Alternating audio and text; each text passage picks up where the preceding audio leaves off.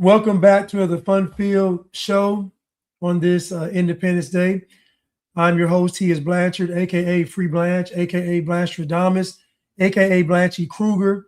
And today's title is Traditional, Conservative, Christian, and Married, the New Feminism.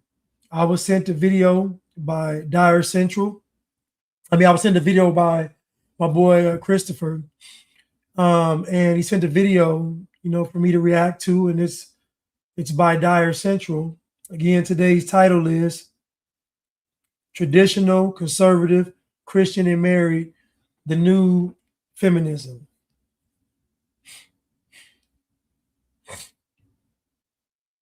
And let's just jump right into it.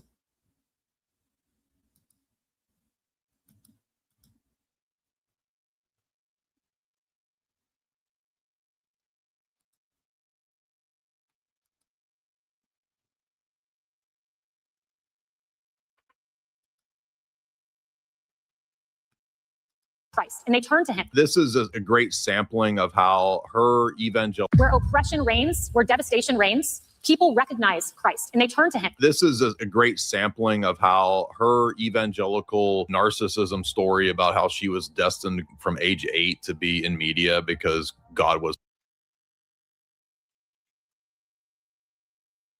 Let me stop real quick. Hey, Christian, you bring up a great point. And I'm going to talk about that. This quote you just said right here. Kendrick is just a puppet of why Curtis Yarvin calls the cathedral. All these rappers push the anti-white / anti-Western civilization narrative, and Drake doesn't, and they had to demonize him. That is spot on. And I'm going to talk about that. Thank you so much. Okay, let's jump right into it. Where oppression reigns, where devastation reigns, people recognize Christ and they turn to him. This is a great sampling of how her evangelical narcissism story about how she was destined from age 8 to be in media because God was telling her that just ends up being support whatever the Zio regime changes. This is so sad, dude. This is what we're trying to say about religions as mouthpieces of NGOs, think tanks, CIA, AIPAC, Zio, all of that. That's what we've been trying to hammer home for so long. And this is it right here. We didn't have to go 5 minutes into TPUSA boss babe bitch talk before we got to that. I played 5 minutes and then skipped ahead, and immediately I'm hearing Greater Israel Project for Jesus. But we're dealing with a army of God Logic and IP and Ruse Lame and David Wood and all of these people who just default to supporting this stuff. And they don't even know. They're probably too dumb to even know that they're actually also mouthpieces of these people. They're mouthpieces of this stuff. Remember when Glenn Beck was saying God anointed him to support Israel? Exactly. Let's get into TPUSA again with. And so this is from Dire Central. And to kind of catch you all up to speed, basically, he's going to be talking about how, and I've been saying this for the past 2 years, how the same propaganda that I saw on the left, I'm seeing on the right. I've been saying this for 2 years. And the right's version, the left's version of feminism is just being sexually free, being very loose, unladylike, tattoos, rebellious, no respect for men. That's the left's version of feminism. It's pretty, standard. It's just pretty, women are better than men, men are bad, all this stuff. But the right's version of feminism is hidden behind traditional values, conservatism, Christian values, Republican values. This is what feminism is hid behind. So both sides do the same thing, just in a different way. So both sides seek to elevate the woman. The left elevates the woman through degeneracy, and the right elevates the woman through Christian values and virtues. But they're both doing the same things.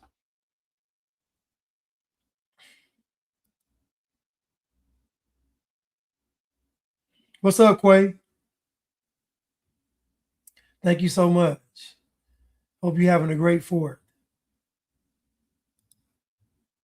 their massive conservative feminist push, and I'm saying conservative feminists making fun of it because it's not even, doesn't make any sense, but that's essentially what they push with a lot of these women, is a form of conservative feminism, which is basically all of the media girls, they don't count, right? Like, it doesn't count that you've got all the media girls that are boss babes. They're going to tell all the other women to LARP as trad wives on the internet. Now, again, yes, the things they're saying technically might be true, right? So if Erica Kirk says women need to stop being boss babes and go back to being homemakers, that's technically true, but you're like the ultimate boss babe. What are you talking about? How is anybody supposed to take your advice when it looks as if you guys are all setting up your own sort of parachurch organization, which is exactly what it is. Again, all the parachurch stuff, it needs to go away. That's the problem.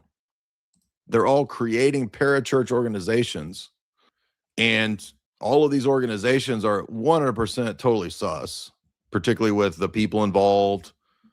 I mean, you got the very head of the whole thing was literally assassinated last year. Obviously, something crazy is going on. What that is exactly, we don't know. I think there's a lot of indicators of who had the motives for that. People in the Middle East seem to have had a good motive for that, but we don't know for sure. But regardless, and by the way, when people were getting mad at me about critiquing Candace, I never supported official theories. They just make up lies. So they just assume that if you criticize the crazy shit Candace was saying, oh, then you're a supporter and funded by TP. Do you know how many people said I was funded by TPUSA? Like, what are you talking about? Would I still be sitting here in my library if I was funded by TPUSA? Just shit. I was calling out Calvary Chapel and those types of things 10 years before Candace was. What are you talking about? I've been talking about Evangelical Black Ops Church forever. Isn't Charlie Kirk. It isn't even TPUSA. The strangest part is the lineage behind it. Lieutenant Colonel Michael Aquino wrote a book called Mind War while stationed at the Presidio in San Francisco. Not a self-help book, not a political rant, a blueprint for psychological warfare. Now, people were telling me, did you even know about, dude, I've been talking about Michael Aquino for 15 years. I read Mind War to Psy War 15 years ago. It's cited in my first book and in the second book. I read Michael Aquino's other books. Yes, I know who Paul Velli is. Yes, I know he co-wrote the Army's Doctrine of Psychological Warfare from Mind War to Psy War. Yes, I know all of that. I knew all of this before you guys did. I knew it before Candace did. So how are you going to tell me that I'm working for somebody and I'm a phony or whatever when I knew about all this stuff way before any of y'all did? I knew about this 10 years before, 15 years before Ian Carroll did. We were doing podcasts with John Adams on Afternoon Commute 10, 12 years ago talking about Calvary Chapel, evangelical fronts, cutouts. I've talked about it over and over and over and over. And then people are new here and they come with all their low tier assumptions that Jay Dyer won't talk about TPUSA. He must work for him. He thinks that he covering up for Israel. Well, he's attacking. Dude, you guys are idiots. I've literally talked about this stuff until I'm sick of talking about it. Mass persuasion, narrative control, cognitive terrain.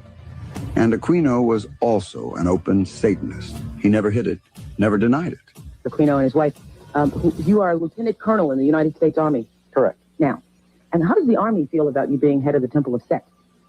The Army has known about my religion for... yeah, the Army and the military are full of Satanists. I mean, there's a lot of serious good Christians too, but yeah. The entire span of my Army career, which began in 1968.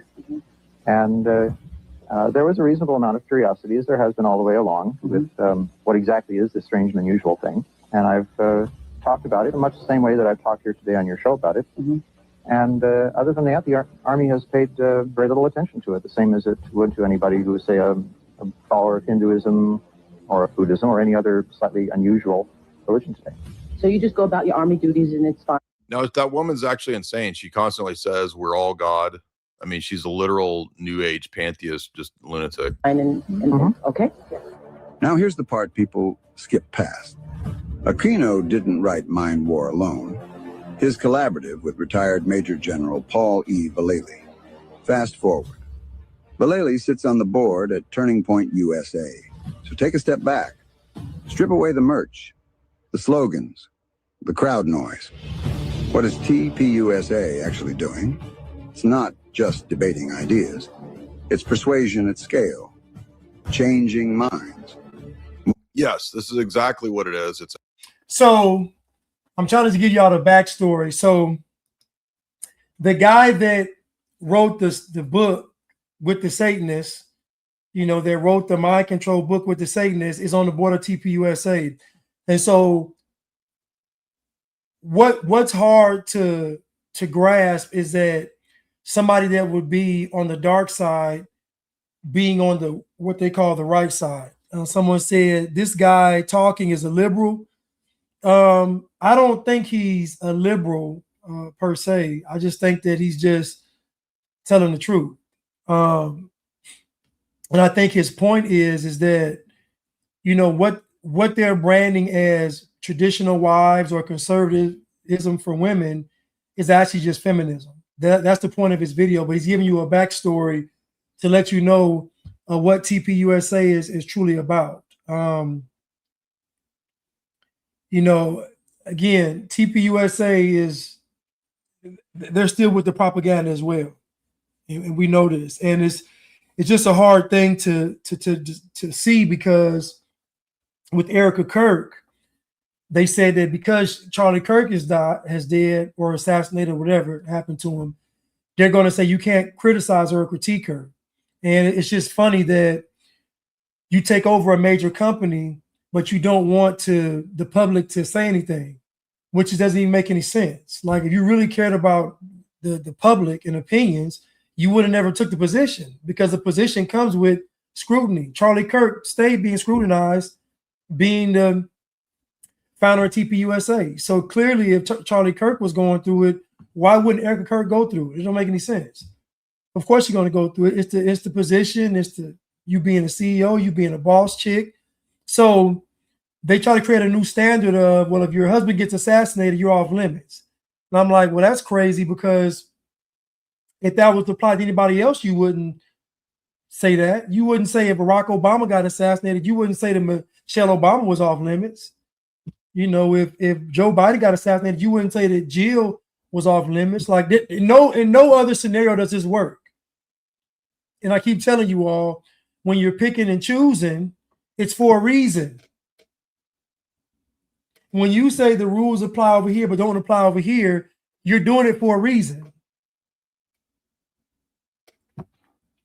Thank you, G. Lantigua. So he's just giving you a backstory of some of the members of TPUSA, but I'm gonna get to the meat of the video, because the meat of the video is about this feminism being hidden behind conservatism and being a Christian and Republican and traditional, how it's still feminism. Donna Aldor said, Blanche, TPUSA is all theaters now. Listen, Charlie Kirk's memorial, they already said it. It was the largest geo-tracking event in history. Why were y'all geo-tracking people at Charlie Kirk's memorial? Nobody even asked the question. Nobody said, why are y'all geo-tracking people at Charlie Kirk's memorial? Why? Why are you doing that? And I'm telling you all, when people don't ask the question, when people don't believe in self-preservation, they're working for Satan. In any other scenario, if liberals were doing this, it'd be a big deal for conservatives. Why are you all geo-tracking conservatives?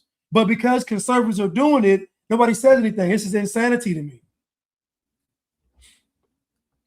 Combat Medic said that's why it's called the Great Deception, and it is.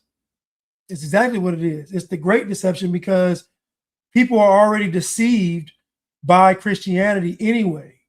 You realize that Christianity itself as a religion is a pagan religion.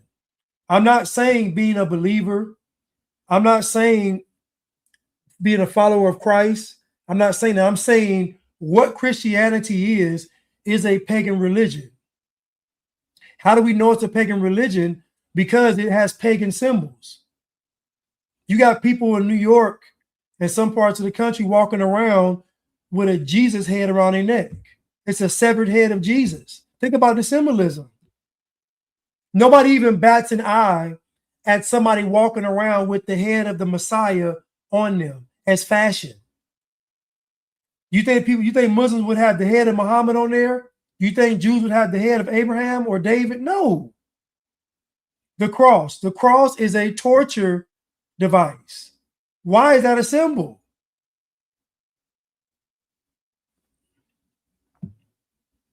You carrying the cross daily is a spiritual act. You don't need a physical cross. Like the cross is in here. So what we call Christianity, all this virtue signaling, what would the Christians do? What Christians should do? Jesus, think about how they've made Jesus.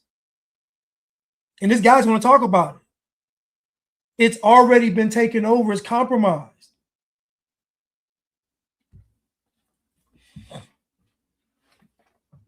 Let's continue.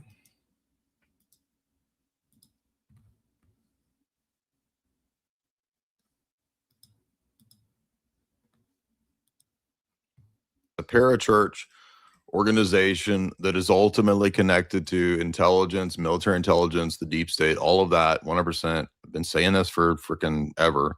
Totally core. Moving groups, steering perception. And when the same people tied to a psychological warfare playbook are embedded inside a movement built to shape mass belief, coincidence stops being a useful explanation. Yeah, so essentially, in my analysis, and there's a close connection between a lot of the people in the Calvary Chapel world and their charismatic gibberish ministry. Also coming out of this, people in the CIA is, again, a created denomination out of a bunch of military intelligence. We're talking about the gay dude that thought he was a prophet, Paul. I always go blank with these names of these Calvary Chapel people.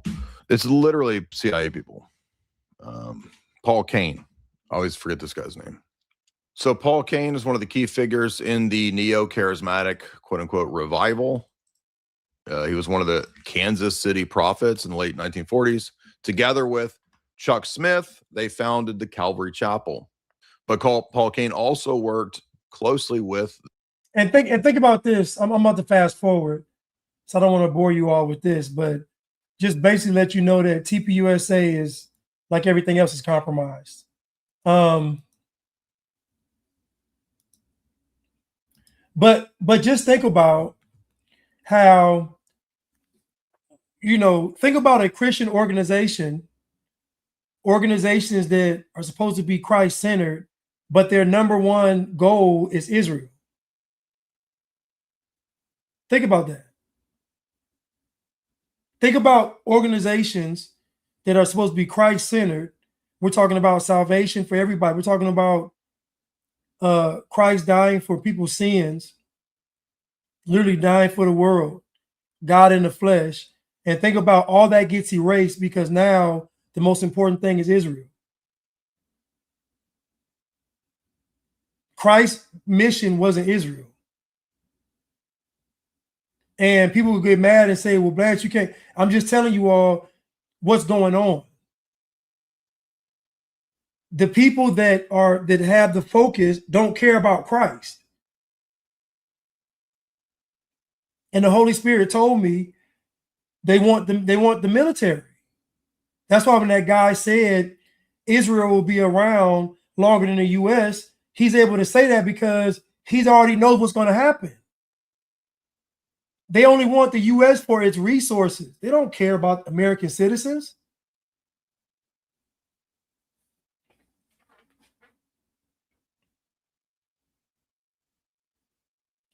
Well, I understand the cross is a symbol, but it's still a symbol. Pagans. My point is that pagans use it like it's still pagan though, because you still got people. Anytime you got a symbol, the devil's going to take it over and use it, and we see that today with Christianity. Anytime you have a symbol, the devil's going to use it. Communist fist, cross. the fish symbol. Anytime you have a symbol, people are going to use it.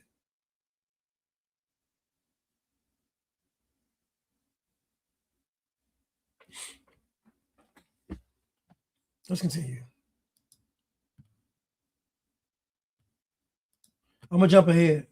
The CIA, and I want to say it was involved in some kind of crazy shit like alien bullshit, right? So, you know, this is some sort of public perception operation steering exactly what that little clip said. But then it came out that he was Skittles. Shocker, right? These dudes are always into something like that.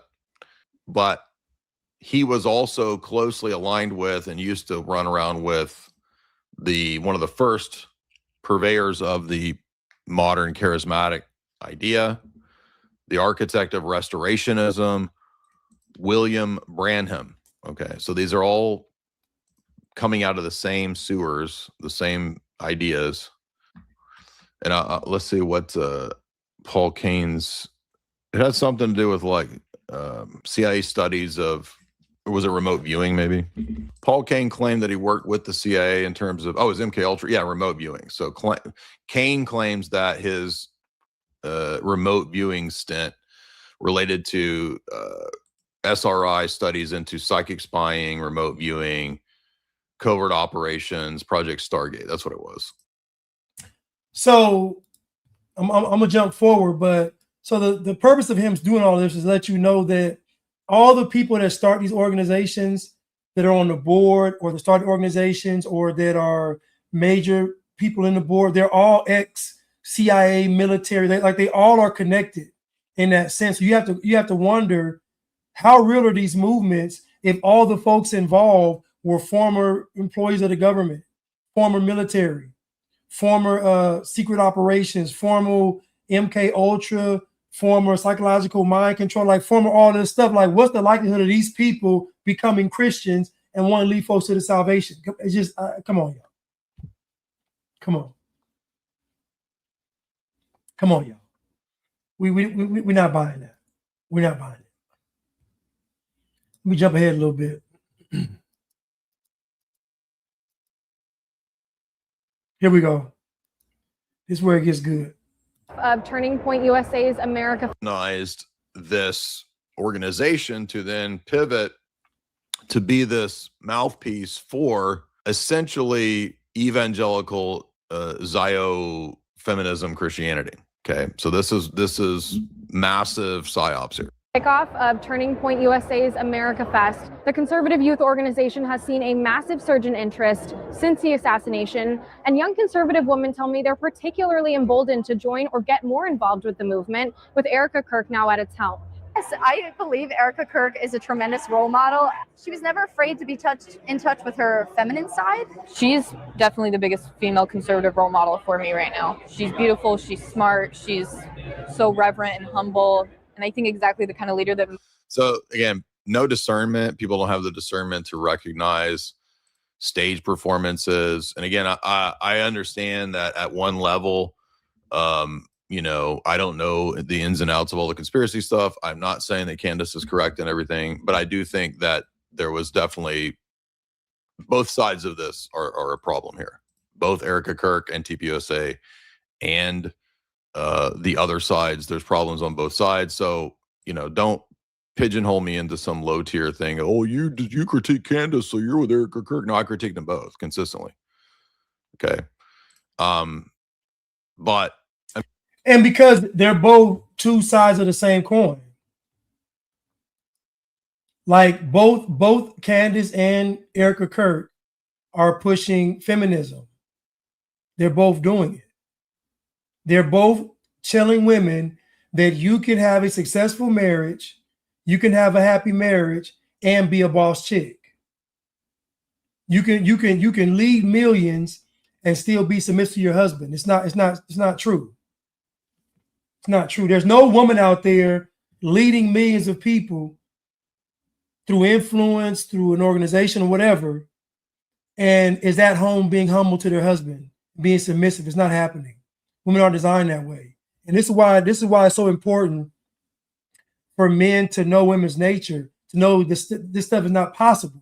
Because what a guy will do is he'll see Candace and Erica Kirk and he'll think, okay, if I get a chick that's doing that, then she'll still be able to be a good wife and a good mother to my children. She won't be.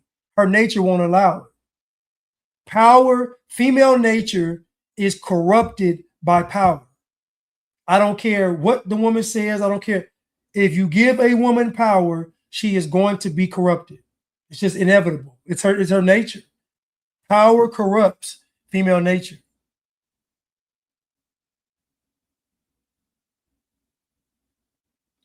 Donna Aldor said Candace runs the show in her marriage. She made that very clear. She has to. The only way you can be out here running your mouth all the time is because you run the household. Because it's not going to sit right with your husband for you to be running your mouth to these people. How can she give so much to the world and then give 100% at home? It's impossible. I guarantee she got nannies and it's impossible to do. So Erica Kirk coming out on stage with fireworks and, you know, pyrotechnics and all this stuff. Come on, y'all. It's a show. It's pure theater. And the reason why you can't see it is because you don't want to see it. Because you don't want to believe that the devil is actually real.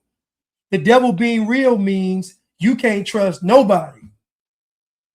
Even if I tell you something, you should be like, well, let me examine this. Let me dig into this. Even with me, I'm telling you, none of these folks should be taken at face value. The only people that take people at face value are people that talk to Satan. If you talk to Satan, Satan's going to tell you, don't go beneath the surface, Freudian slip. Don't go beneath the go below the surface. Don't turn to the second page of the book. Don't investigate. Don't be prudent. Don't be inquisitive. That's Satan gonna tell you don't do that. Satan gonna tell you to take it at face value.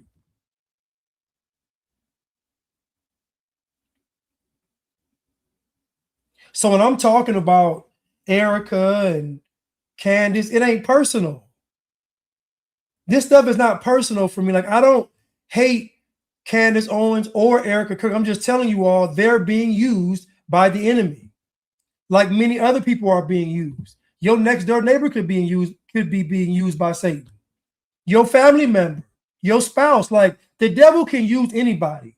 But to think that because somebody has a certain status of celebrity or a certain level of popularity that they can't be used by Satan is insane. Do you think if the devil's talking to you, he gonna tell you a lie? He tells Eve said, if I eat the fruit, I will die. He says, you will not surely die. What is he saying? You ain't gonna die right now. You're not gonna die right now, which is true, but you're gonna die. See, it's the difference between something that's true and it's the truth. See, true can be in the moment. What's true today may not be true tomorrow. So true is always momentary. The truth stands the test of time. So the devil can tell you something that's true, but he ain't gonna tell you the truth. That's why the Bible says that the truth isn't in him. He's a liar. And I tell you all that deception and deceiving is worse than lying, because most people can spot out a lie. What people have a trouble with is deception, being deceived. And that's what TPUSA is doing.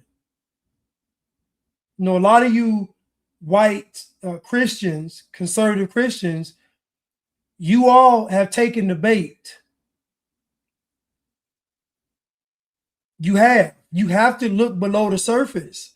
Just because somebody says, I believe in Jesus, I'm conservative, the left is wrong, doesn't mean they're not working with the enemy. These are talking points. How does a person live their life? Now, I saw this 2 years ago with Israel. I said, it's a lot of bad theology running around in the church. It's a lot of bad theology.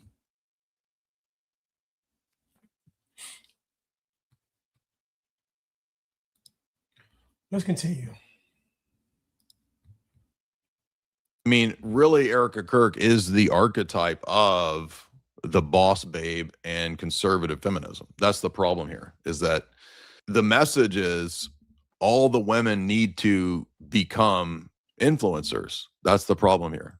Even though Erica Kirk is technically saying you need to be a homemaker, what she means is you need to be a trad e-profile signaling to everyone how you're a trad wife, which is all fake. Most young conservative women want to be. She always promoted motherhood and family. See, so it's like she's what conservative women want to be, which is not at home with the children. It's running around the world, running a giant media operation. Because that you can't be a homemaker tending to kids and running a giant international military psyop media operation. You can't, the both of those things are not going to work. Okay. You can't do both. In the Bible. And I think those are values. By the way, just the whole idea that we need all the women out here being voices for conservatism, that's not what we need. That's a leftist idea to begin with. There can be some instances, there can be some cases, but the idea that because there are some exceptions or there are some cases that needs to be the norm, that's the problem. And the problem is that most conservative women, the vast majority of them, are feminists. What he just said, they don't even see it. They don't even realize that all you have is a bunch of women out here running their mouth. But they're running their mouth telling women to be stay-at-home moms. That's a mixed message. Oh, go out here and run your mouth. Go be on the stage. Go do the book tours. Go be a public speaker. Go be a leader. Oh, but then also when you have free time, go be a wife and a mother. It's ridiculous. Most women are feminists. Most women in the West, in Western countries, are feminists. You've never seen women have a protest, march, rally, rebellion, gathering against feminism. You've never seen a mass movement against feminism. What you've seen is conservative boss babe chicks telling you that it's bad, but still being feminist at the same time. First thing this girl said was she promoted motherhood. The first thing a woman should be promoting is being a wife, because being a wife comes before being a mother. But see, motherhood's empowering, being a wife isn't. That's the subconscious message they're saying. Motherhood is empowering because you had to give birth. You're special. But being a wife means you got to submit. That ain't special.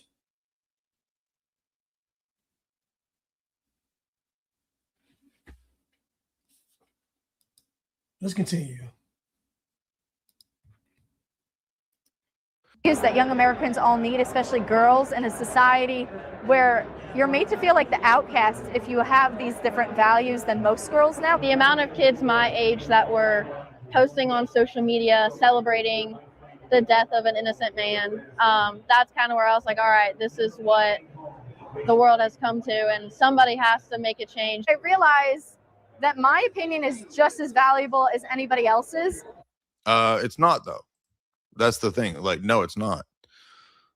Where do we have this egalitarian idea that everyone's opinions are as valid as everyone else's? No, it's not.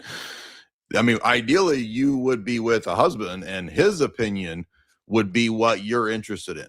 So no, not everybody has a valid egalitarian, equalitarian opinion. Because first of all, just being 18, 20, you've not had enough lived experience to know, to discern what's going on in the world.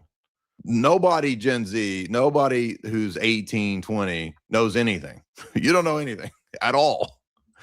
Of course, everyone at that age thinks that they know everything, especially by the time you're from age 20 to 27 is the worst, because you know everything and you figured out everything. Nobody's as smart as you. And so those are actually the worst times to be involved in getting into media and building a giant media empire, because you think that you've figured everything out, but you still have not had enough life experience to deal with your friends unaliving themselves, loved ones dying, people divorcing and cheating, all the kind of traumas that everybody will experience in their life, all the tragedies. You've not undergone those things, which is absolutely part of the maturation process of actually attaining wisdom. You can't get that through the internet or through podcasts or through books. You can read about those things and perhaps prepare for certain things, but none of those things actually give you the experience of going through that. So no, Erica Kirk's message does not make sense. And I don't care if she says 2, 5, 3 correct things. If the message that's beamed out is all the girls need to be conservative Bible podcast girls starting a media influencer campaign empire, that's not a good message. No. And after this very unfortunate assassination, it wasn't time to be quiet anymore. And the other thing too is, isn't it convenient that Charlie Kirk gets assassinated and then his wife takes it over? Think about that. You just watched your husband get murdered in front of the world, and you want to lead the organization that possibly was one of the reasons why he got killed, meaning that he was a speaker or the head of TPUSA. See, this stuff is make-believe. Women aren't brave. Women aren't courageous. Women don't stare death in the face and don't flinch. This is all Hollywood make-believe. It's not how women operate. A guy said one time, he said, most men are cowards, but all women are cowards. You're going to be hard-pressed to find a woman that's going to put herself in a dangerous path to make sure that goodness shall prevail. It doesn't happen. It's not how that works. Women believe in self-preservation above all. So the likelihood of Erica Kirk watching her husband get assassinated and then wanting to be the head of TPUSA is just, it will be equivalent to the movie 300 when Leonidas got killed and like his wife trying to lead the troops back to go fight Xerxes. Imagine in 300, Leonidas gets killed, the 300 get killed, and then his wife says, I'm going to lead the charge to fight Persia. That's what it's like. It's just not going to happen. It was the perfect setup. I'm going to say setup. We know it was some BS.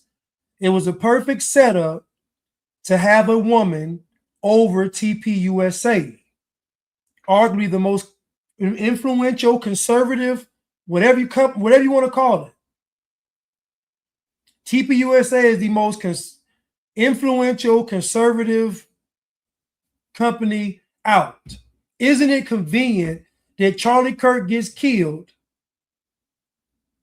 and she takes it over? So now you got a woman running the most conservative company in the world. It's a setup. It's a setup.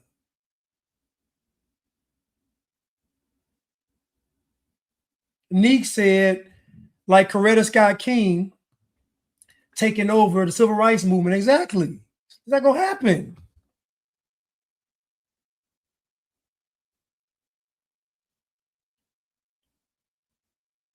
That dude, what's the boy's name that got on the phone and called Erica? Supposedly. Charlie Kirk ain't even hit the ground yet. He already on the phone. All you got to do is just sit back and ask yourself, what is the most likely thing to happen?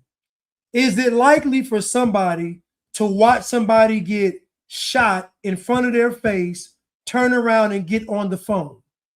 What is the likelihood of that? When bullets are flying, if any of y'all grew up in the hood, when people start shooting, people get the hell on. They get to ducking and running. I've never seen somebody when you hear gunshots get on their phone and walk casually away. It doesn't make it. This ain't a movie, y'all. This ain't Jason Bourne. This ain't John Wick. That cool under pressure. I just watch somebody get shot in the neck and I'm just gonna get on the phone and just casually walk to the car. It's not real life. And you can get mad and say, Blanche, I don't care. Y'all want to live in la la land, in delusion. You want to live in delusion. I'm not going to be there with you. You can say what you got to say about me, get mad. I don't care. We're not living in delusion. What's happening on the right is the new version of feminism. No, you got neocons. This is neocon feminism. Or we can say neo-feminism. We're going to hide behind all the virtues.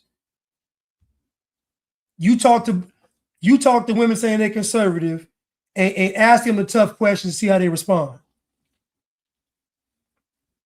Ask them the tough questions and see how they respond. I'm telling you now, it's not too much different between a liberal and a conservative. The difference is presentation and the type of guy they want. The conservative woman gets conservative guys. The liberal woman gets the liberal guys, but they both think the same way.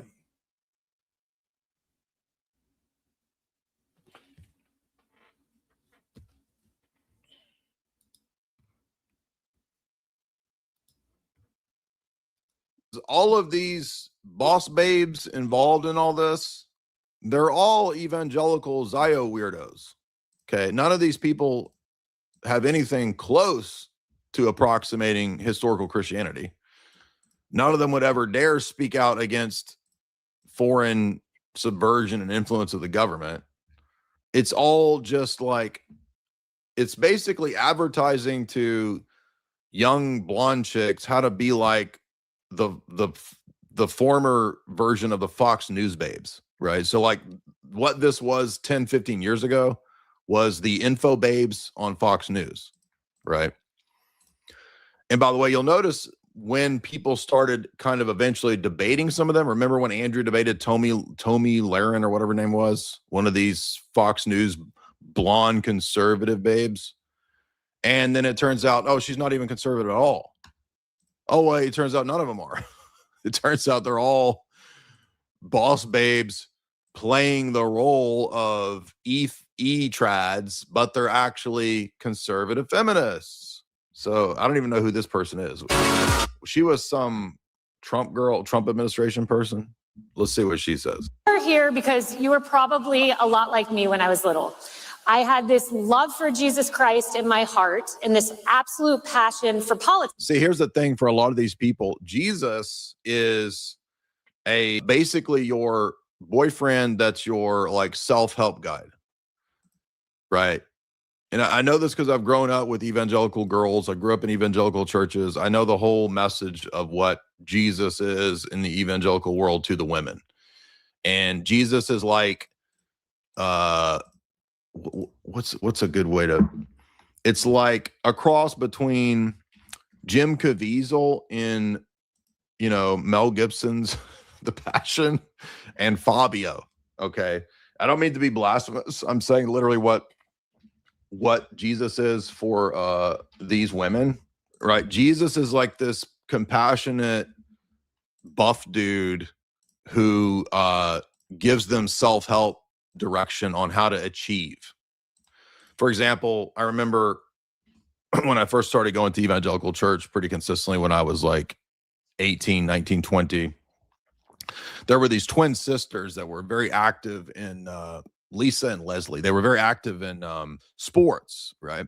And so we we spent a lot of time. I was friends with their brother. They had an older brother who was a good buddy of mine, and they were always involved in sports, and everything that they did sports wise was like an opportunity to advertise Jesus, but it was always like one or two verses of like, so they would always wear these t-shirts, and they were twins, so they wear the same t-shirt, not joking.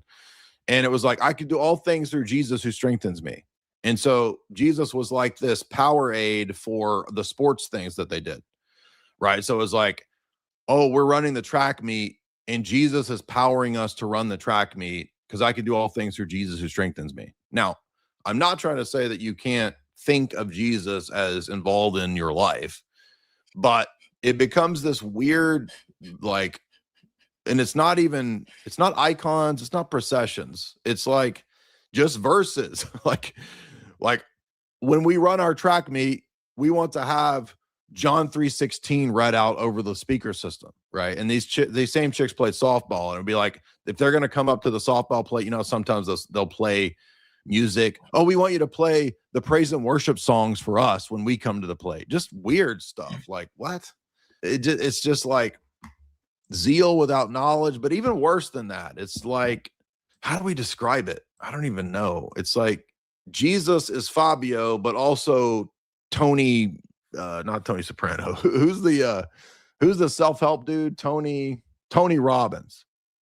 Jesus is Fabio and Tony Robbins together, and he's like Powerade for my, it's like not Powerade, like not hormone replacement. What is it when you're juicing? Steroids. Jesus is my steroids booster. So basically, So let me say this. So I want to be clear, because I see stimulated students.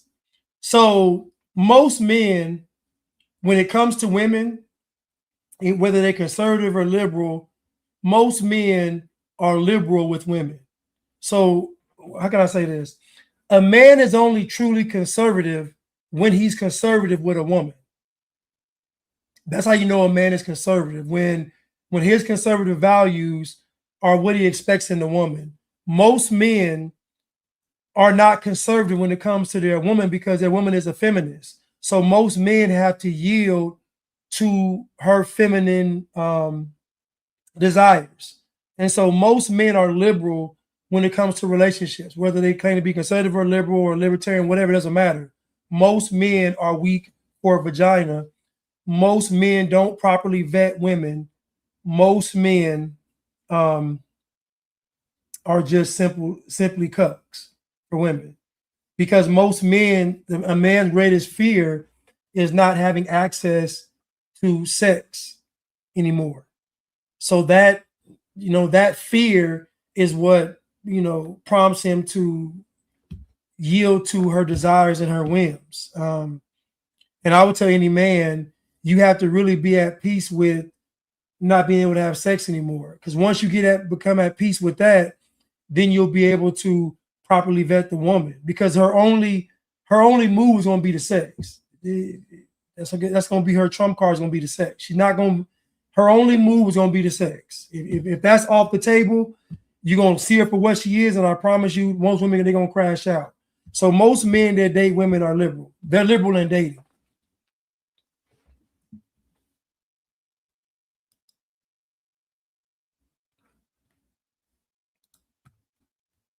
basically, my boyfriend is Fabio Robbins, and he gives me steroids when I do the track meet and when I do softball and when I play basketball. And it's just weird. It's like, what? Something about that comes off as just demeaning. It's almost like the Protestant attempt to make everything about Jesus actually cheapens Jesus and makes Jesus basically just a self-help technology like Tony Robbins.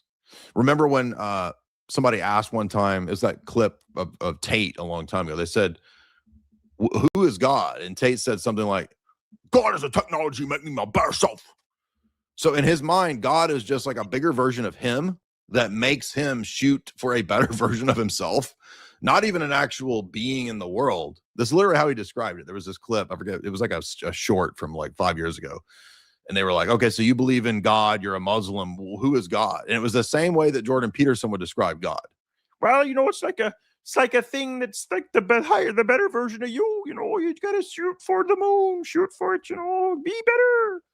It's like Fabio and Tony Robbins together, you know, it's like fuck. Shoot for the moon. Be the best version of you can. That's God, you know. What? That's not what God is. What are you talking about? It's even worse than it being corny. It's like it's desacralizing it. It's the removal of the sacred, right? His Jordan Peterson impersonation was spot on.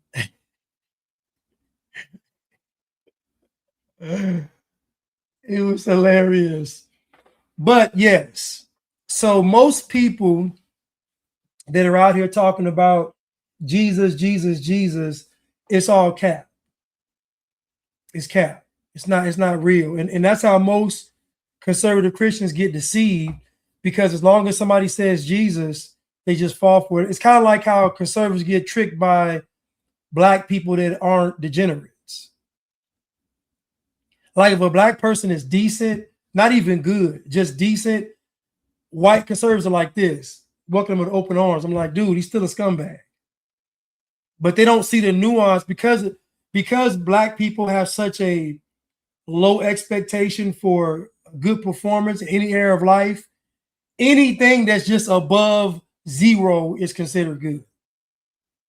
But I'll challenge that and say it still should be an insult, because these black folks should know I've done nothing special to be on these stages or be in these groups. I just haven't. Just because I don't believe in being a degenerate, that's all it took. No, the bar is just lower for black people.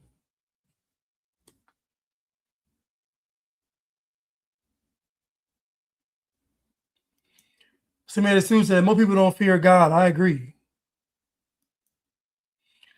Jordan Peterson said, I don't believe in God, but society sure runs better if we pretend there is one.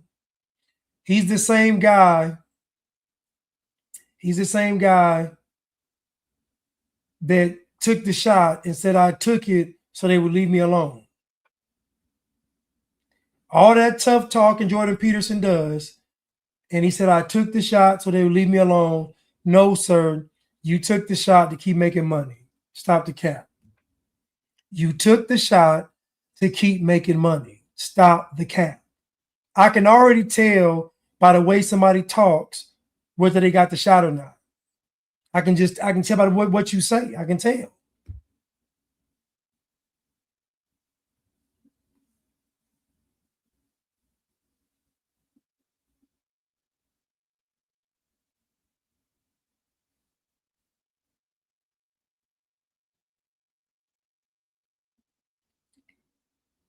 Let's continue.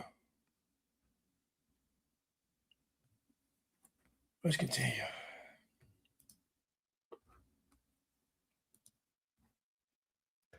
There's the sacred and there's the profane.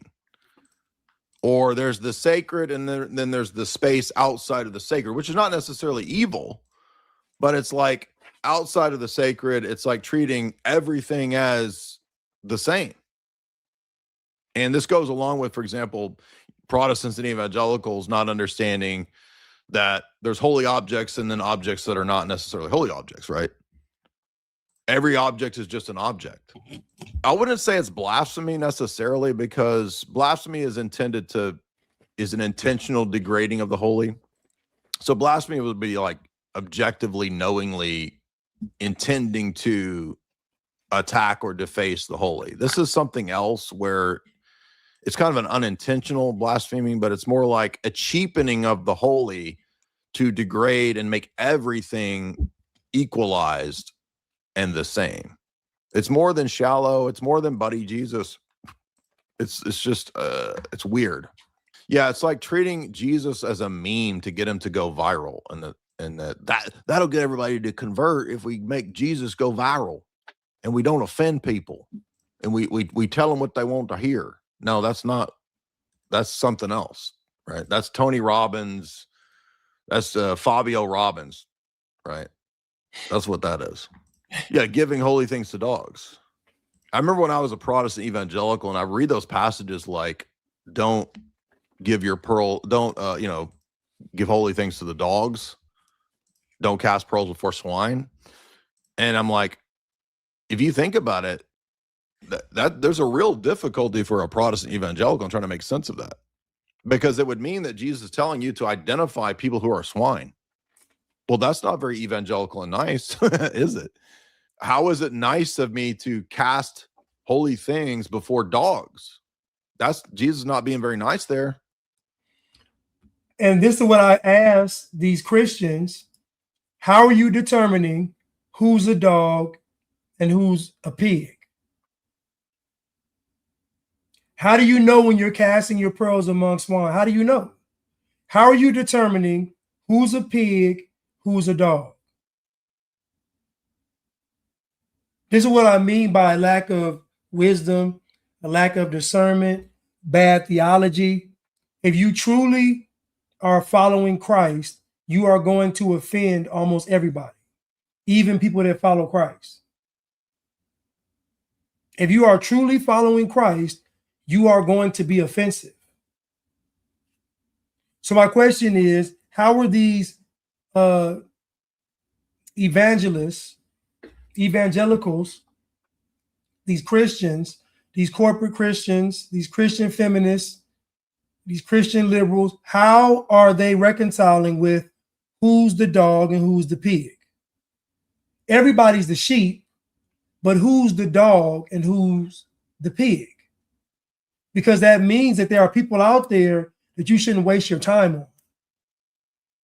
How are you determining that?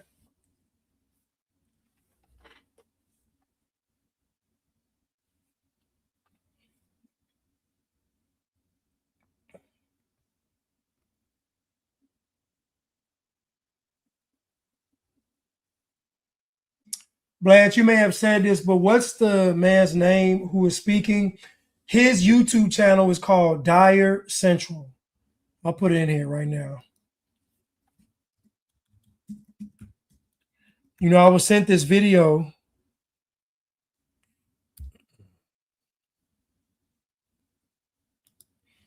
Yeah, his YouTube channel is called Dire Central. I was sent this video by Christopher. Again, people send me videos, I react to them.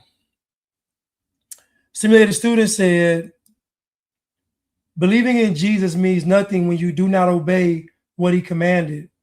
Most don't even know what he said and taught. It's true. People quote Jesus. I'm like, show me where that is in the Bible. You know how many people I ask, show me where that is in the Bible, and they can't do it. People running around and making up because most people make up a religion that suits their life. Most people make up a religion.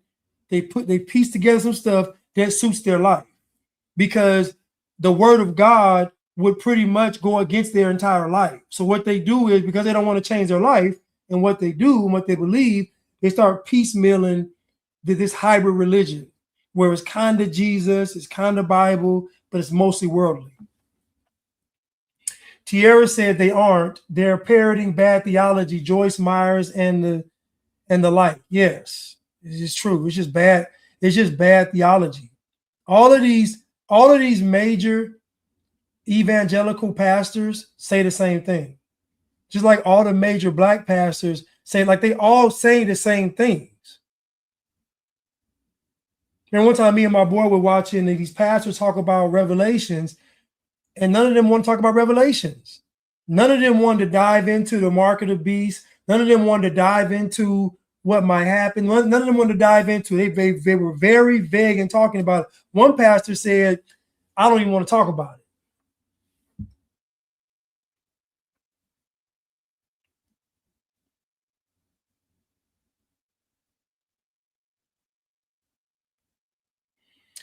Top Herc said, happy 4th, Blanche. I wore Kirk T that says they can't silence us all. And only white said they like my shirt. Of course. Only white people believe in freedom. No other So let me just tell y'all right now, the Jews don't believe in freedom. The Hispanics don't believe in freedom. The blacks definitely don't believe in freedom. Immigrants don't believe in freedom. The only people that believe in freedom are white people. Because white people believe in freedom at the expense of even themselves. They actually believe in freedom. The Jews believe in freedom up to a certain point. Then we got to shut you down. So the Jews don't believe in freedom. The immigrants don't believe in freedom at all. Black people don't believe in freedom at all. Hispanics, they don't believe in. The only folks that believe in freedom are white people, because white people will uphold freedom even at their detriment.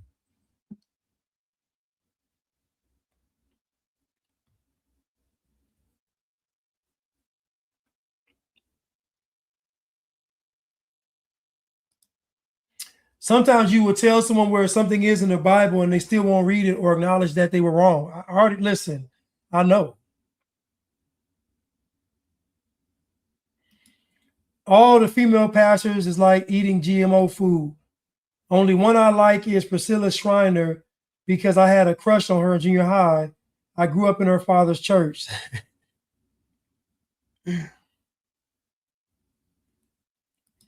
Jews believe they are supposed to be in rulership. It's true. They do. This is true. They do. And culturally, they believe they're better. They do. Nobody talks about it, but they culturally believe they're better than everybody else. That's why when it comes to a Jewish person, it's not called racism. It's anti-Semitism. When the irony of anti-Semitism is, can you imagine how many people around the world have Jewish blood? Think about it. How many folks around as much as they were conquered and blended in with other people, and it was 12 tribes, how many people around the world do you think have Jewish blood? I'd venture to say that Jewish blood is on every single continent. That means Africans with Jewish blood, Hispanics with Jewish blood, Asians with Jewish blood. I'm talking about all over the world with Jewish blood. I guarantee if they gathered up the 12 tribes today, it'd look like a melting pot. All races of people.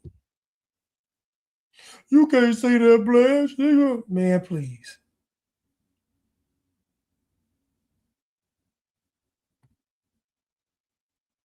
But how can black people, how can you be black and not believe in freedom? How do you hate slavery? Black folks don't hate slavery. Black folks hate that white people had slaves. Black people love slavery. They just want to be the slave masters.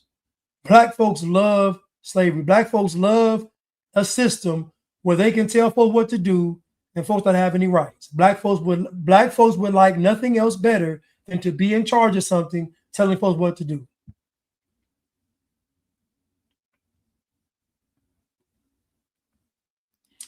Christians are supposed to believe that they're supposed to be in rulership. The Bible said to subdue the earth and rule over it. Jews do that. Muslims try to. Christians sit on their hands. It's true. That's why you can't get mad at the Jews for doing what the Bible says. Believers should be doing that. You can't get mad at the Muslims. Believers should be doing that. This is why I say that Christianity is propaganda. It is. Because there's no way y'all can read that Bible and behave the way y'all behave. It's just impossible. It's impossible. I don't get mad at anybody for applying biblical principles. I don't get mad at any person for trying to do what God said.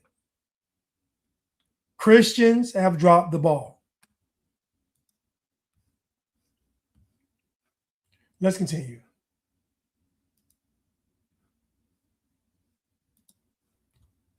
That doesn't sound like Fabio, Tony Robbins' boyfriend Jesus.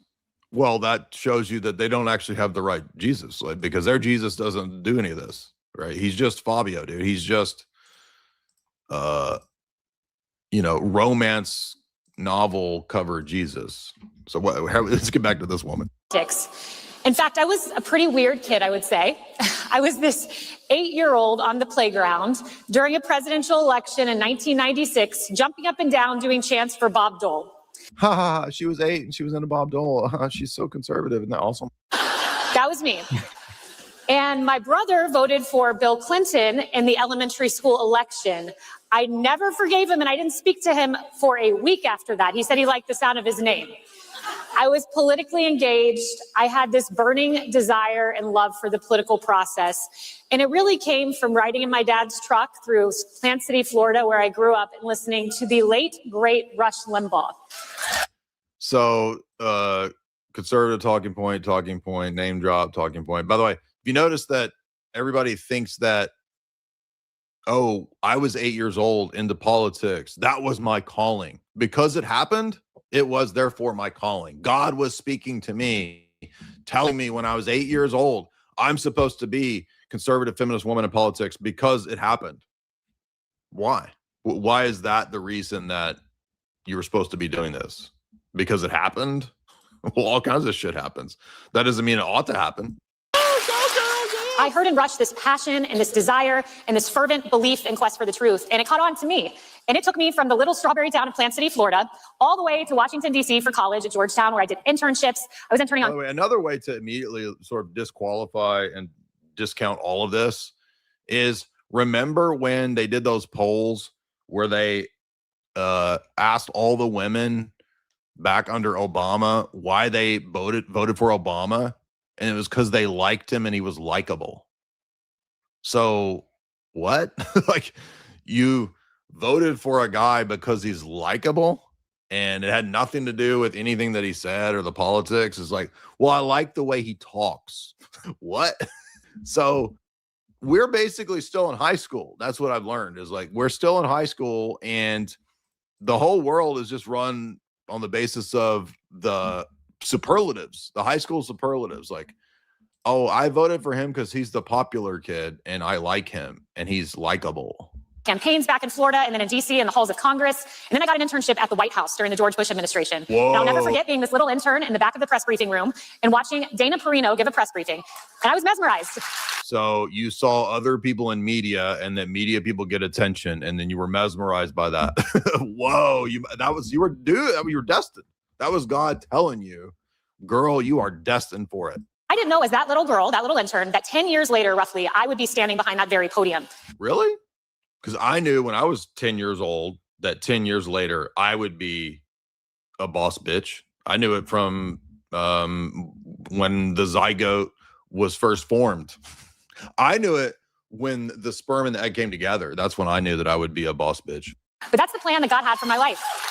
And it happened very quickly, very unexpectedly. I was working on the campaign, the Trump campaign, back in 2020, and COVID hit, and we all went kind of dormant back to our homes and worked on the campaign from our homes. And for me, that meant working in Florida. It was not a bad place to be, on the beaches of Florida during the pandemic, but that's where I was working.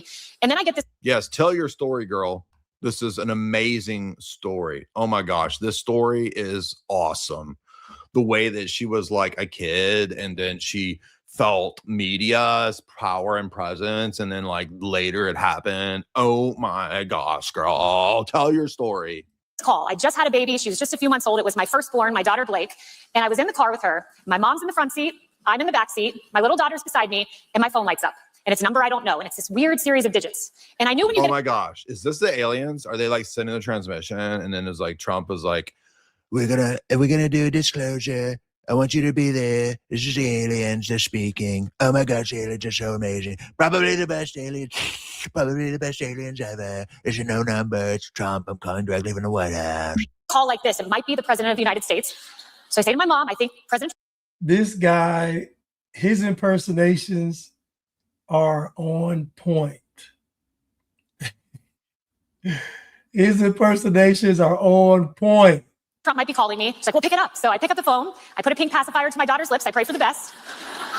And I hear, this is the White House switchboard. We have President Trump here for you. Can you take his call? I'm like, well, of course I'm going to take his call. Cringe, dude. Why does anybody listen to any of this stuff? Who the heck even are these people? Why do we think that this person knows anything about anything? Because she was 10 and felt the power of media.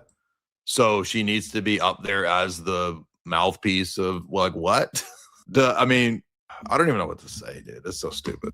I take his call and he says, Kaylee, I have a question for you. And I don't. Do you love Israel? Do you love Israel as much as I do? Probably not, but we're going to give you a chance to love Israel as much as I do. spoken to him a few times on the phone at that point. So I thought he was going to talk to me about a TV appearance I had done or an article I had written. But no, he said to me, would you like to be my White House press secretary? To which I replied, Mr. President, that would be the honor of my lifetime. Would you like to be the voice of Israel? Would you like to be the mouthpiece of Bibi Netanyahu? Probably the best. Love him. Wonderful, amazing. He said, Mark, go get this done. And he was referring to You go, girl. This is the greatest go, girl Slay Queen probably talk ever. Mark Meadows, the chief of staff, who did indeed get it done. And I go up to DC. We rode up in my husband's truck up the Eastern Corridor, all the way from Florida to Washington. And I thought about taking this job. And I became overwhelmed because it's a once-in-a-generation pandemic. I'm about to stand behind the greatest podium. Listen, and to be fair, I thought she was a great White House press secretary. I did. I used to actually enjoy it. I thought she was very good at what she did. To be fair to her, she was a good White House press secretary, in my opinion.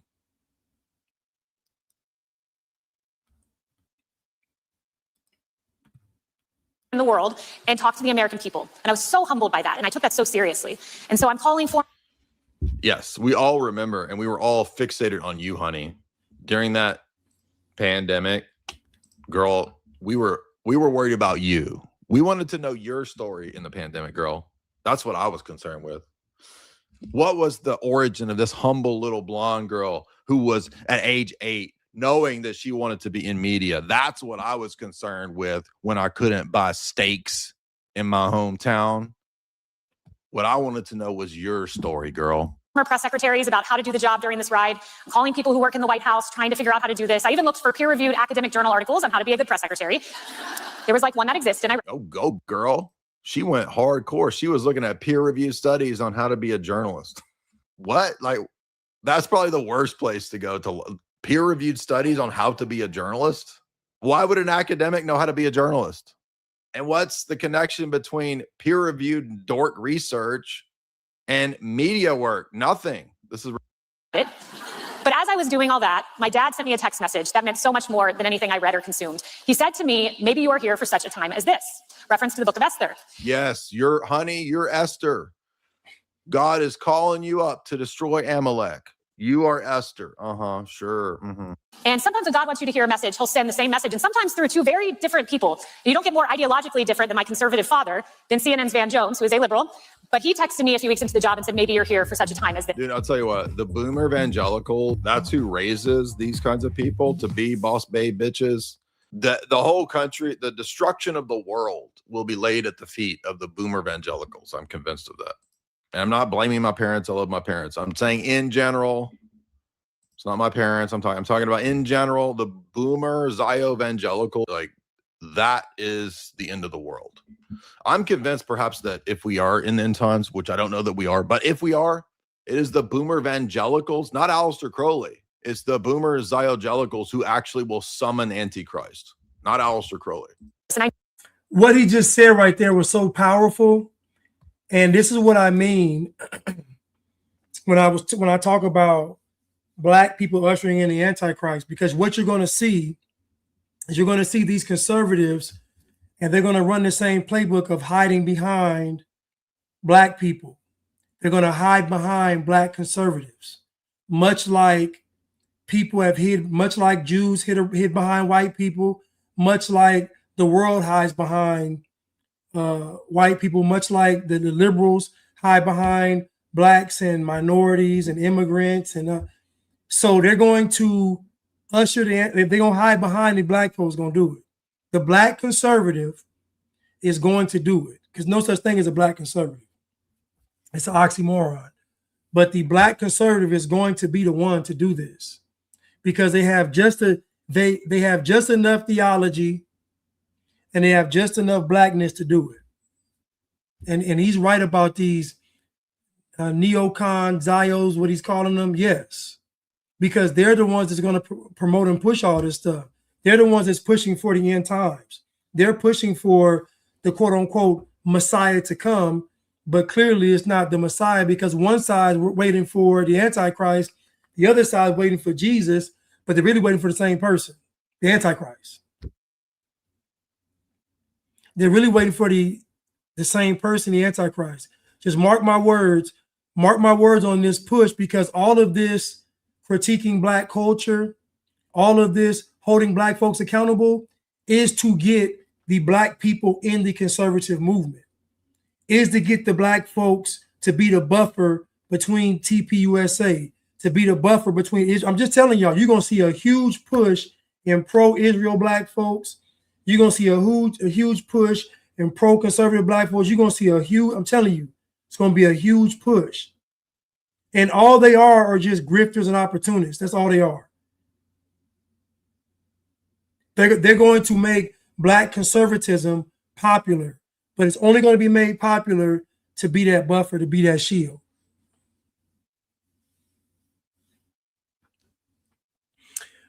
Charles said ABL saying Carmelo Anthony is innocent proves black conservatives are fake. It's true. Like ABL is intelligent. ABL does his research. ABL like pretty much seeks out the truth. But when it comes to Carmelo Anthony, his brain just shut off. Because I'm telling you all, this is why they want black people. Because black folks never stand on either side of it. They're always flip-flopping. A double-minded man is unstable in all his ways. That's what Satan wants. He wants an unstable, double-minded man. You're going to see this conservative push to get these bliggities in the conservative movement. That's how you know we're nearing the end times. The same way you saw the Jews pushing that civil rights movement, pushing equality, pushing racism. The same way you saw that, you're going to see the same thing with the conservatives because it's the same playbook over and over again. It just looks different. It just looks different. That's all.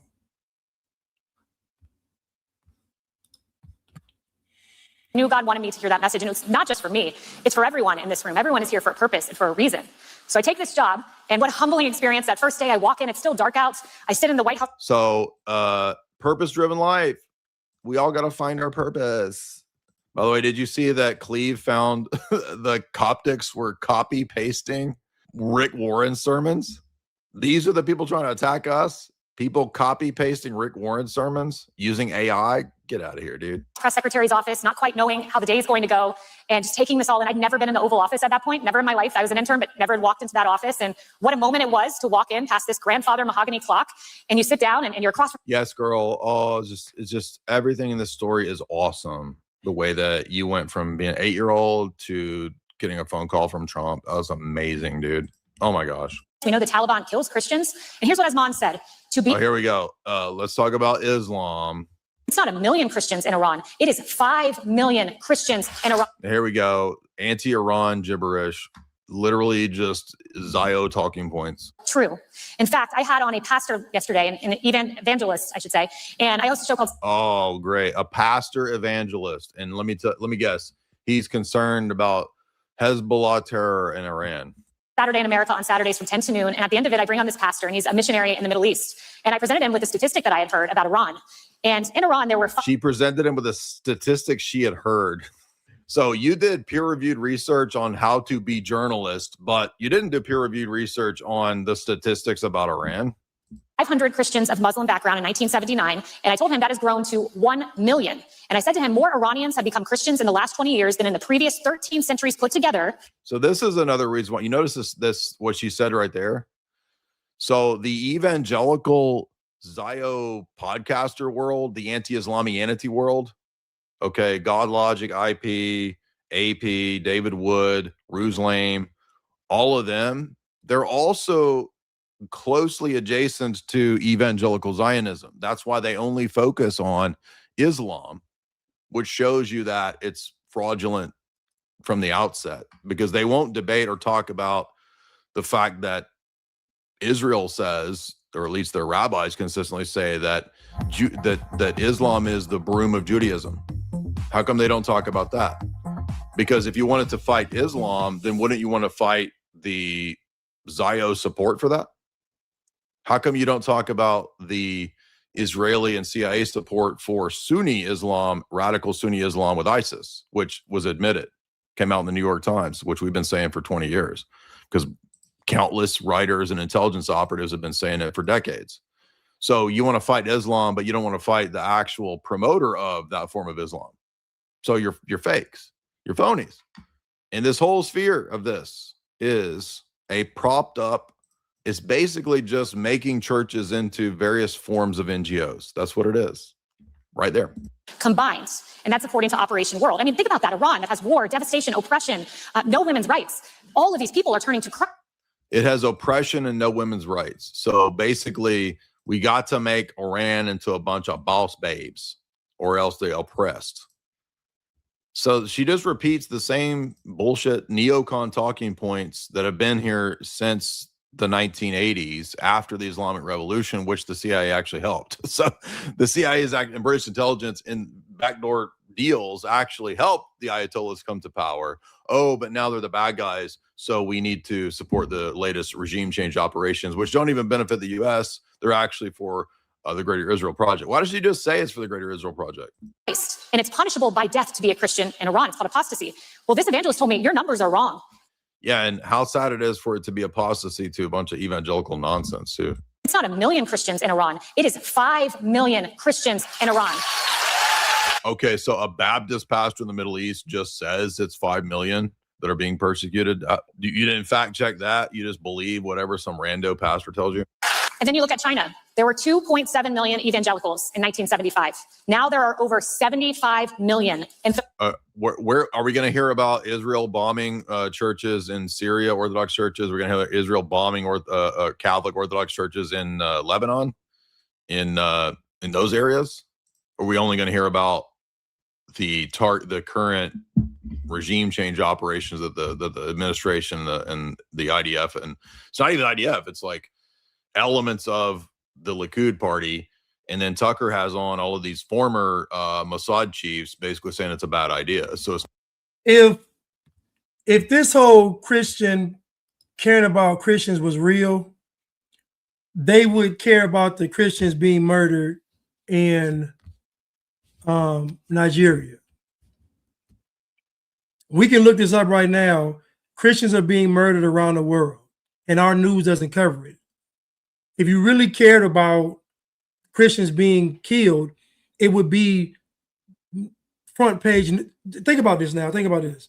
America is supposed to be a Christian nation, but they hardly have any coverage about Christians being killed around the world. If this was a Muslim country and Muslims were being killed around the world, it would be the #1 news cycle. If this was Israel and Jews were being killed around the world, it'd be the #1 news cycle. If this was any other country that claimed to be this religion, it would be the #1 news cycle if folks from that religion were being persecuted and killed around the world. But when it comes to America, we don't talk about it. And this is supposed to be a Christian nation. That's why I'm saying it's cap. It's cap.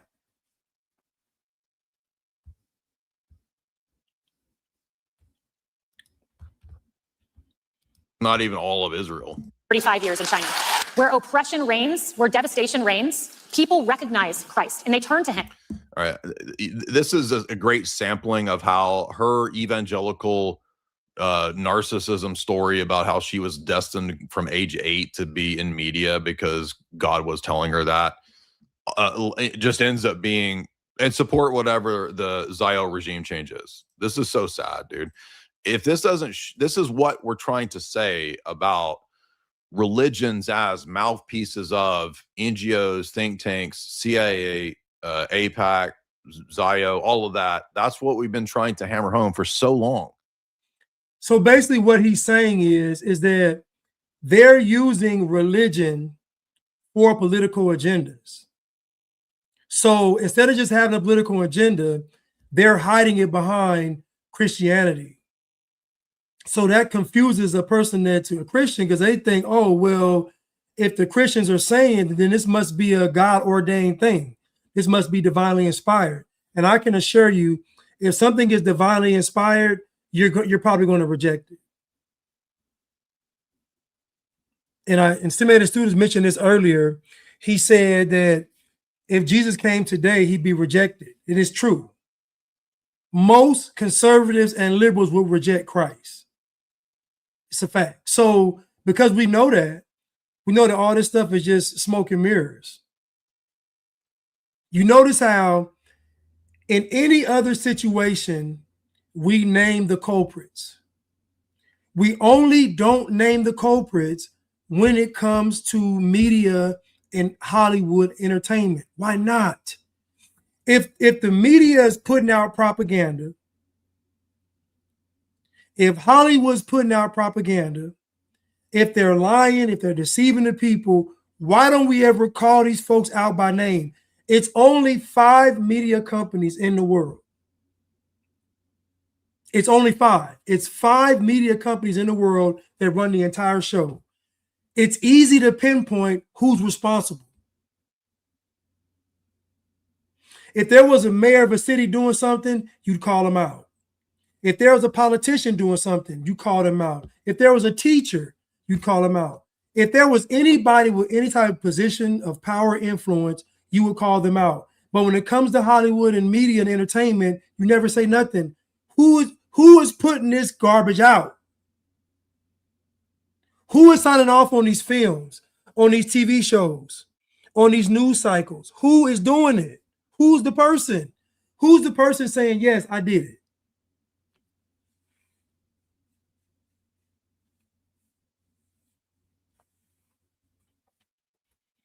Who are the people? No, the new word is dox. They love talking about doxing somebody. Why aren't the CEOs ever doxed? Why aren't the producers ever doxed? The directors doxed? Why aren't these folks getting doxed?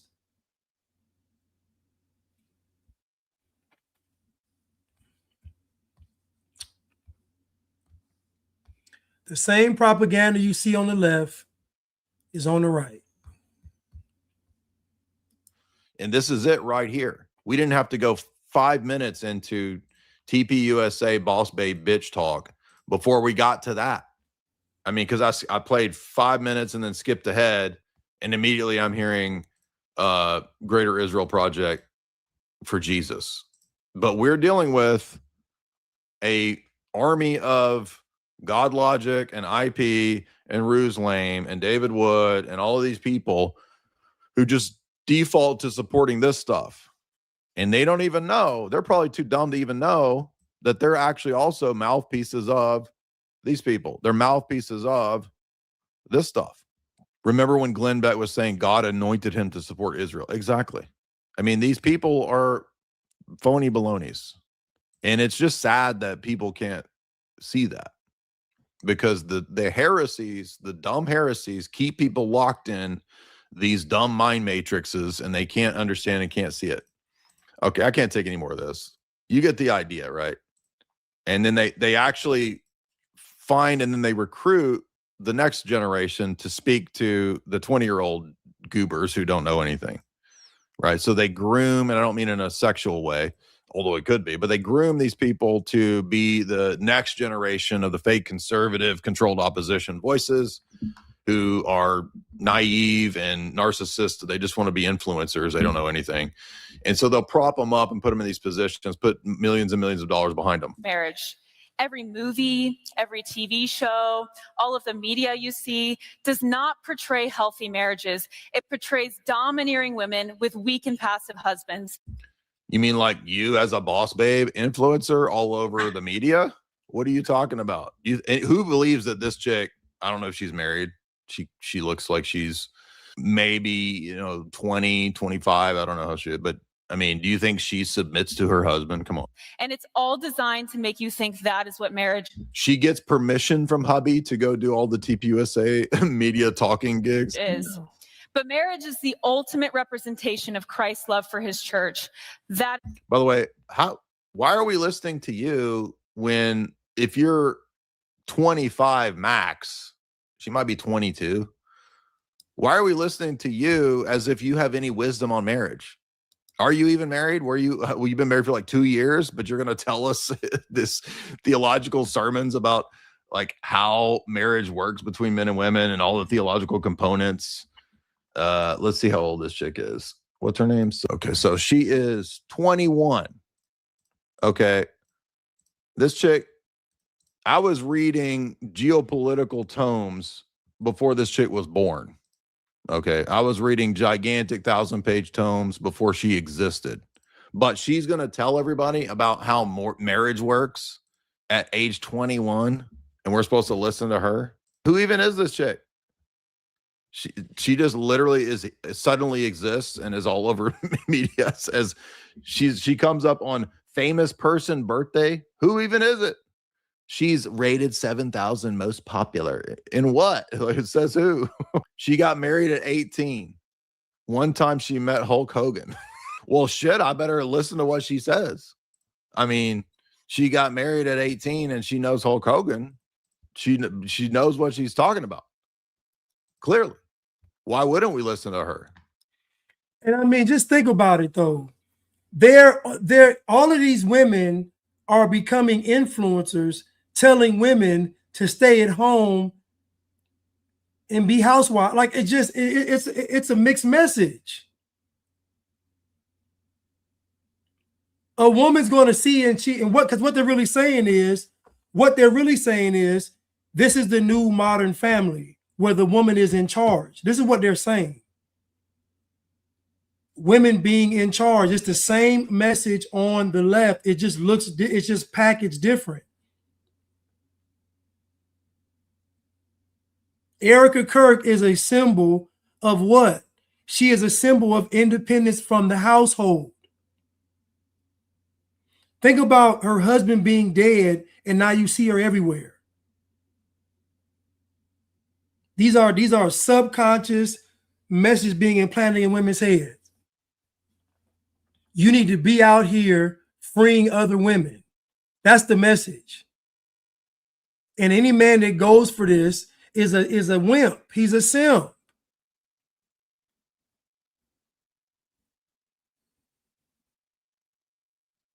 Disgusting. This girl is 21 years old what are you talking? Listen, I look over my social media life, and I really shouldn't have got on social media till I was probably about 40 years old, maybe 41, 42. That's when I felt like I was qualified to get on social media, was probably in my 40s. At 21 years old, I didn't know a single thing. So I'm going to assume at 21, she don't either. Especially this generation. At least in my generation, I grew up in a generation where we could go to the store and get cigarettes for our parents. I used to come home. My mom wasn't home. We were a lot more mature earlier. I grew up with my grandparents. I used to go fishing with my grandfather. Like, I just grew up in a different time period. We were a lot more mature than these children are today. A 21-year-old today has the mind of a 10-year-old.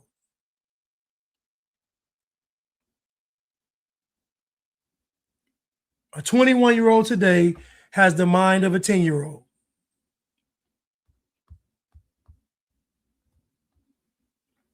So you got all of these boss babes getting on these platforms telling women to be submissive and stay at home. It's the devil. I'm showing you one thing, but saying another. It's the devil. And what's the woman going to say? I was sitting at home with my children. I had just given birth, and I look on TV and I saw Erica Kirk, and she looked so brave.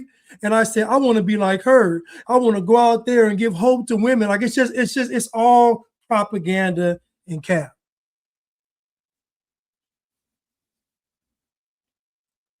We were cooking at 13, learning how to do basic stuff.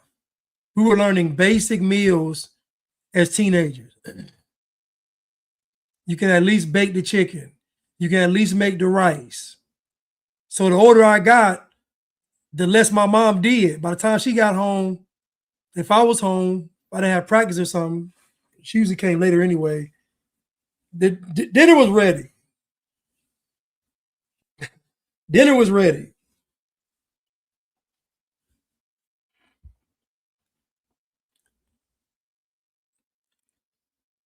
Somebody said I was scrambling eggs at 9. Charles says Satan works through the women. Always remember that. It's true. Satan always works through the woman. That's why I tell men, don't listen to women. Don't listen to them. Because 9 out of 10, She's repeating what Satan told her. Don't listen to her.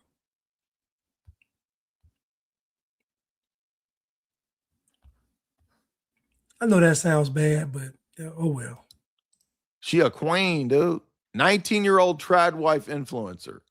How many times have we seen? Oh, so she's propped up here in Fox, of course. How many times have we seen, by the way, the propped up trad wife persons like Sarah Stock, right? We find out they're not trad wife at all. They're I don't know what they are. They're just opportunists. I know grifter is overused, but it still is an appropriate term at times when people are actually grifters, right? But again, why are we supposed to think that a 21-year-old knows anything, a 19-year-old, 21, that they know anything about anything? You're literally like the dumbest age that you could be. Trad wife influencer, you can't make this up. I had this moment before I got married and through a lot of conversations with my husband now. Yes, Lauren Southern is another example of trad wife influencer, but then turns out, oh, actually, the problem is traditionalism and the trads. They're the problem. And I'm not a trad wife anymore because everybody's hypocrites. Come on, dude. You can't be serious. To where I realized, you know what? I just want to be a traditional woman. I want to stay, be a stay-at-home wife. I want to be a stay-at-home wife as I travel everywhere doing conferences for TPUSA, and let me explain theology to you because apparently you don't know, but I'm super spiritual. That's why they hate it so much. You've been told that there are no good men left, that marriage will make you miserable, that it ruins your success, that you'll live a longer and happier life single. And that is She keeps looking down at her teleprompter. Like she can't even do a talk without a teleprompter. all on purpose because they know that when godly men and women create a lifelong covenant under God, then society would be unbreakable. Well, I'm pretty sure Protestant societies have been pretty breakable for a long time. So stay home with my kids one day. Look, we've got to figure out that these evangelical Zio boomer mind matrix and all of these girls like Lauren Southern, Ashley St. Clair, Sarah Stock, right?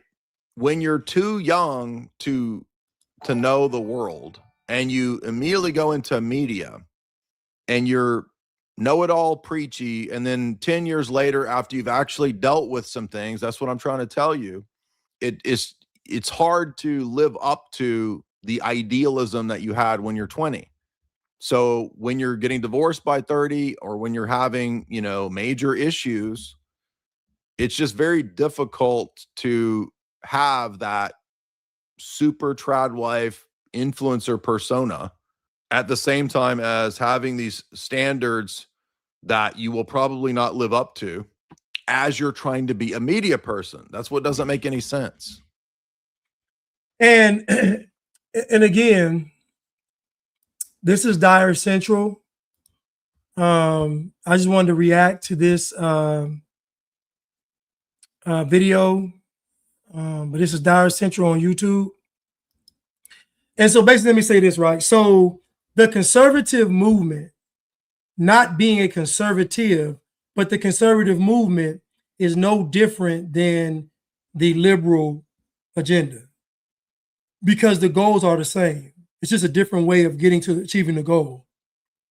So most of this stuff is just propaganda, it's programming. They're showing you a bunch of women who are telling you that they are conservative housewives, but they're always out in public. And when they're asked challenging questions about men and women's dynamics in the home and they always sound like feminist women on the left. These conservative women, when they get pushback, they always sound like feminist women on the left because they grew up with everything around them being feminist. What made the 18-year-old girl said that was just talking in the video, she said she was a liberal in high school, but she got married at 18. So when did she stop being a liberal? What was the transformation? What was the time period? Were you 17 and a half and you decided to not be a liberal? Like when these people never tell you how they got to this point. You ever notice when it comes to these conservatives, it's always, I was liberal on Monday and then I was conservative on Tuesday. That's not how that works. I can tell you right now, to get to where I was today, this process started, I can at least think back to 2016. The process started 10 years ago for me to get to where I am today. All of these people just one day waking up having an epiphany and now I'm conservative is cap. Who's that one guy, that gay guy, Xavier, on the conservative side? This dude went from literally marching with BLM to a couple of months later, he's with was the Daily Wire or one of them places, one of them groups, I don't know. One of those media companies. Literally, he was marching with BLM, and a couple of months later, he's a conservative. It's impossible. Most of these folks you see are not conservative. It's a grit for most people because most people grew up in a liberal society. Mainstream American culture is liberal. All the TV shows are liberal, the media is liberal, the news is liberal, Hollywood is liberal, everything is liberal. The chances of a person being a conservative are very slim. And the chances of a person being a young and conservative are almost impossible because everything that they know is from a liberal standpoint. Yes, Candace Owens was liberal. She still is liberal. Candace, if you listen to Candace Owens, she's still a liberal. She's not conservative. She's still liberal.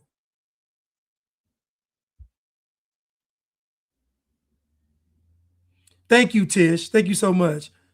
That dude Xavier went from marching with BLM to PragerU in months.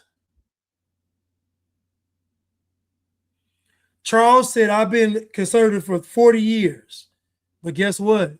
Charles grew up in a time period where there was still conservative values being pushed. It was still acceptable. This young generation, all they know is woke.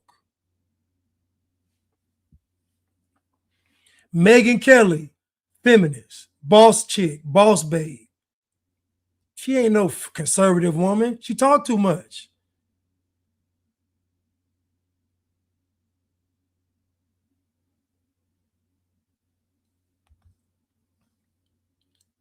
You're going to see a lot of them talking about Israel because Israel is cutting the check. So you're not going to be able to be a conservative. Just like when I say you're not going to be able to be pro-black and not be LGBTQ, you're not going to be able to be conservative and not be pro-Israel. It's just what it is. Conservative Israel, pro-black LGBTQ. You ain't going to be able to, I'm just saying.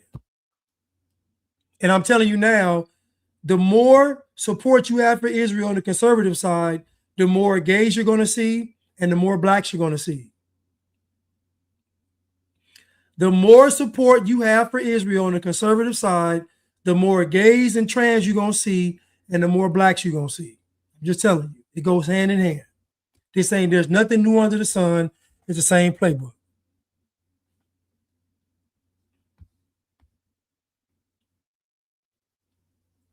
And so what this guy, Dyer Central, that's his page, what he was talking about was basically, this is just a new form of feminism. Erica Kirk is a symbol for feminism, just like Candace Owens. Erica Kirk is supposed to be on the right. Candace Owens is supposed to be in the middle. And then you can put whoever you else want to put on the left-hand side. But they all feminists. It's all the same thing. Undisco Kid said, I believe even some of Trump's female appointees are secret feminists too. All of them are. All of them are. Because a truly conservative woman wouldn't want the spotlight. Because she'd be too afraid of making her husband look bad. She'd be too afraid of making her family look bad. She would be too afraid of this taking away from her home life, her husband and her kids. So the fact that a woman wants to go out there and fight the enemy, she's already a feminist.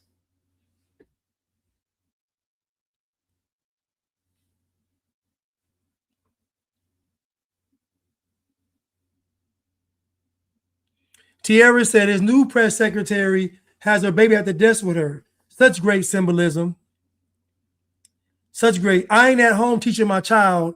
I'm exposing my child to the limelight.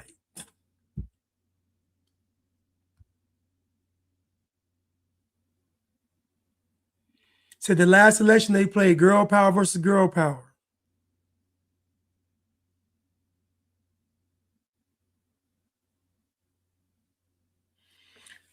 Worst choice Trump made, and a big feminist is Paula White. They're all feminists, y'all. They're all feminists.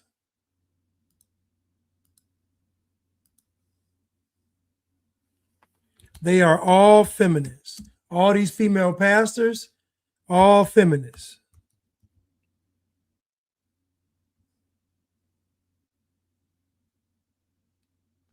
Any woman up there preaching in the pulpit is a feminist. Any woman preaching in the pulpit is a feminist.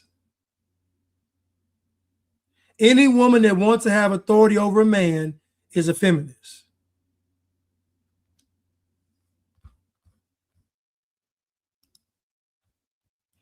Thank you, Cruise Missile, for the super sticker. Thank you again, sir. Always support. Thank you so much. I really appreciate it. Thank you again. Thank you, Vintage Goods Willie. Women are not fit to lead, period. It's true. They're not. They're not. And people hate hearing it. Women hate hearing they can't do something like a man. They hate it. The only reason they appear to accept it is because it's a talking point that's beneficial.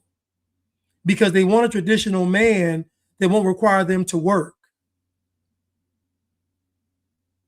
That's what they want. They want a traditional man because for the provision purposes, the protection purposes, they don't really care about the man. Women should not have authority over a man. Any man, any woman that wants authority over a man is working for Satan.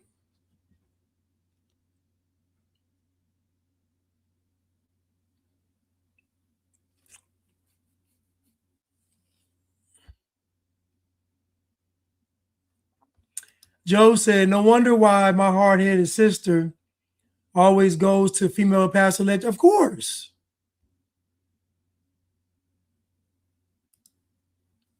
Thank you, Pamela. I really appreciate it. Thank you. Listen, y'all. Today is Independence Day. And it's supposed to be a day to celebrate the independence of America. But I believe that we need to be independent too. And we need to be independent of this world and dependent on Jesus. Listen, I love y'all. And I will see y'all soon. Thank y'all so much.